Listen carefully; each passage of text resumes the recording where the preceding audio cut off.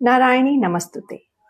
आज हम देखेंगे कि सैटर्न की स्थिति सीधी और वक्री दोनों चालों में विभिन्न भाव में कैसे असर डालती है और उनके क्या रिजल्ट्स होते हैं।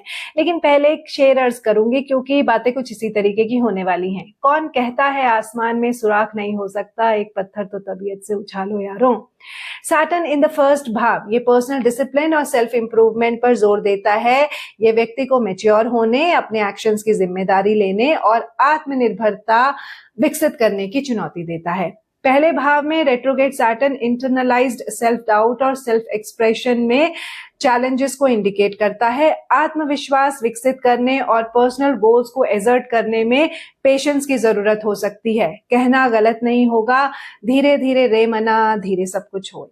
सैटर्न इन द सेकेंड भाव ये फाइनेंशियल डिसिप्लिन और मटेरियल रिसोर्सेज के मूल्यांकन पर जोर देता है। ये थ्रिफ्टीनेस, फाइनेंशियल प्लानिंग और रिसोर्स मैनेजमेंट और स्टेबिलिटी का सबक सिखाता है।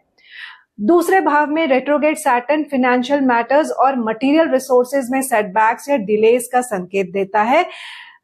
धन संबंधी स्थिरता बनाने के लिए डिसिप्लिन्ड फाइनेंशियल मैनेजमेंट और पेशेंस की जरूरत होगी।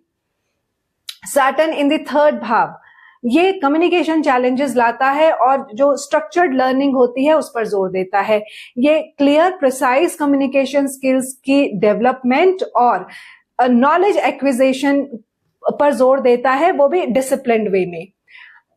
तीसरे भाव में रेट्रोग्रेड सैटर्न कम्युनिकेशन डिफिकल्टीज और लर्निंग में चैलेंजेस को इंडिकेट करता है। पढ़ाई लिखाई या क्लियर एक्सप्रेशन में देरी या ऑब्स्टेकल्स हो सकते हैं, जिसके लिए हमको पेशेंटली इंप्रूवमेंट और कंटिन्यूअसली इंप्रूवमेंट की जरूरत होती है। शनि चौथे भाव में ये पारिवारिक जिम्मेदारियों और इमोशनल ट्रबल्स से निपटने पर जोर देता है। यह व्यक्ति को फर्म इमोशनल बाउंड्रीज एस्टैब्लिश करने के लिए प्रवोक करता है ताकि वो केयर टेकर का रोल ले सके। चौथे भाव में रेट्रोग्रेड सैटर्न जो होता है वो इमोशनल सिक्योरिटीज और पारिवारिक जिम्मेदारियों की ओर इंडिकेट करता है। घरेलू मामलों या नर्चरिंग रिलेशनशिप्स में चैलेंजेस हो सकते हैं, जिसके लिए इमोशनल इश्यूज और फैमिलियल डायनामिक्स को संभालने के लिए पेशेंस की जरूरत होगी। फिफ्थ हाउस में सैटर्न क्रिएटिव रेस्ट्रिक्शंस को दिखाता है और बच्चों के प्रति रिस्पॉन्सिबिलिटीज को दिखाता है।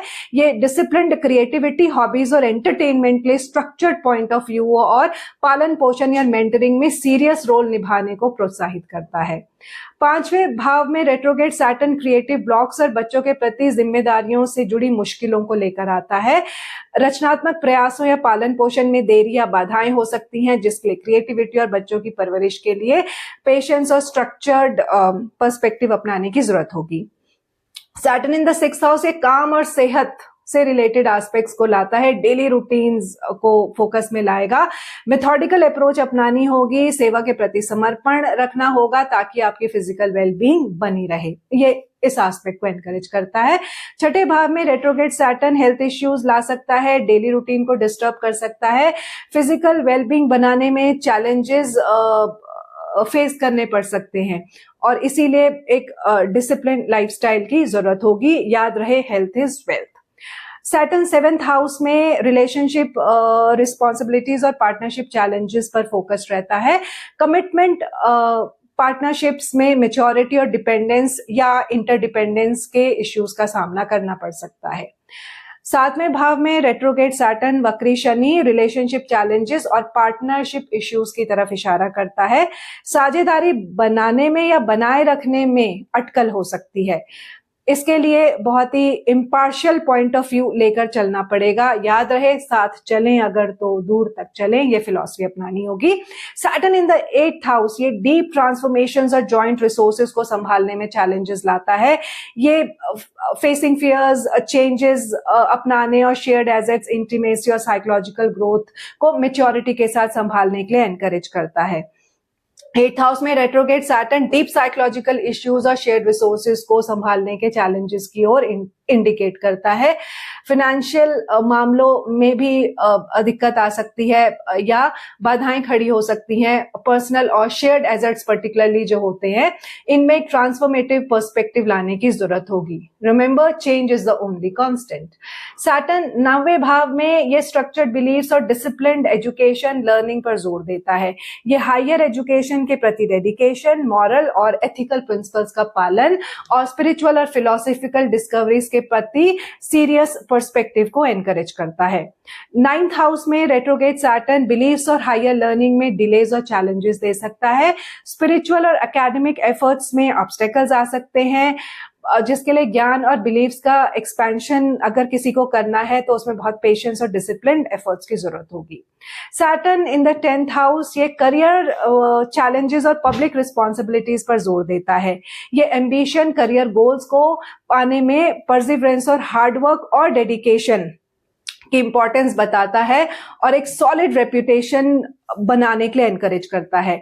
10वें भाव में रेट्रोग्रेड सैटर्न करियर सेटबैक्स और रिस्पॉन्सिबिलिटीज को संकेत देता है। करियर एम्बिशंस या पब्लिक रिकॉग्निशन पाने में मुश्किलें आ सकती हैं, सॉलिड रेप्यूटेशन बनाना मुश्किल हो सकता है और करियर में कंटिन्यूअस एफर्ट्स की जरूरत पड़ती है।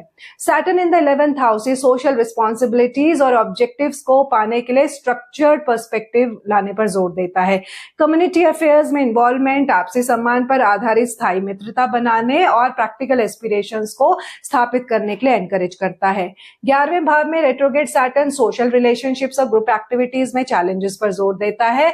दोस्त बनाने या सोशल गोल्स को पाने में ऑब्स्टेकल्स हो सकते हैं। सोशल इंटरेक्शंस और कलेक्टिव एफर्ट्स के लिए पेशेंस और एक प्रैक्टिकल पर्सपेक्टिव की जरूरत होगी। Saturn in the 12th house ये स्पिरिचुअल डिसिप्लिन और सबकॉन्शियस इश्यूज से निपटने पर जोर देता है। ये सेल्फ असेसमेंट, स्पिरिचुअल डेवलपमेंट के लिए सॉलिट्यूड और इंटरनल पीस और स्पिरिचुअल एनलाइटनमेंट प्राप्त करने के लिए डीप सीटेड फियर्स और लिमिटेशंस का सामना करने के लिए एनकरेज करता है। 12th हाउस में जब रेट्रोग्रेड सैटर्न आता है तो इंट्रोस्पेक्शन और सबकॉन्शियस फियर से निपटने पर जोर तो देगा ही।